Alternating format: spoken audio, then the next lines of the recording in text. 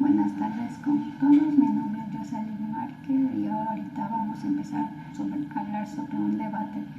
el cual lleva el tema de la naturaleza, el cual les voy a poder explicar más o menos cómo el medio ambiente y la naturaleza está sujeta de derechos y tanto como la interpretación en la cual llevamos una manera jurídicamente. De esta manera se interpreta la interculturalidad como un fundamento epistemológico que abarca las diversas cosmovisiones que conjuga la Constitución. Por lo tanto, en un primer momento se abordará la relación del suma causal relacionado con la naturaleza, exponiendo cada noción desde la cual la gente nativa fundamenta sus conocimientos como un sujeto de derecho. La naturaleza como sujeto de derecho implica desde una visión la obligación de respeto, garantía y protección. Estos objetivos se proponen como retos en la formulación de una política pública, expediciones normativas y en la tutela judicial. Las normativas constitucionales se intentarán en el tenor literal que más se ajusta a la Constitución en su integralidad. Al condicionar la integralidad, la interpretación y lo que se manifiesta en la Constitución, nos podemos dar cuenta de los derechos de la naturaleza que sí han sido leídos y han sido expuestos de una manera que nos permite desentrañar el sentido y alcance de la percepción como un principio indeterminado, dado que las cosmovisiones de la gente nativa desde hace mucho tiempo atrás ahondaron en mayor medida y al respeto y al reconocimiento constitucional.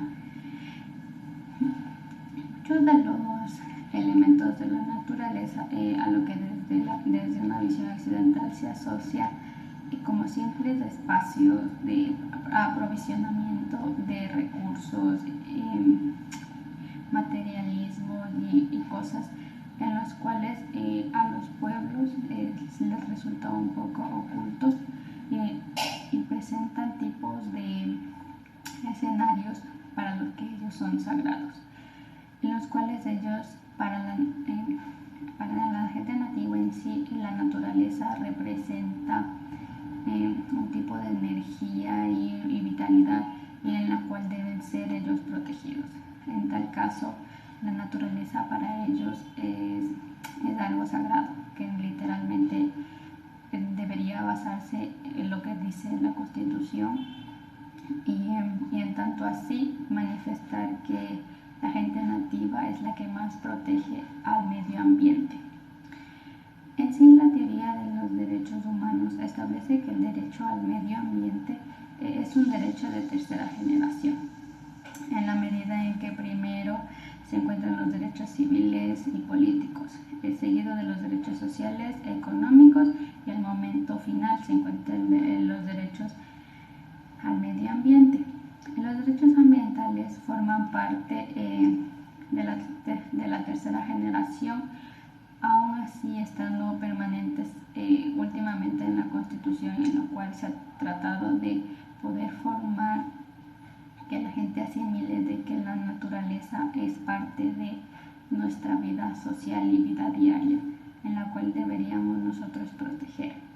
Tanto así que se debería solucionar física y biológicamente la naturaleza, ya que nos está causando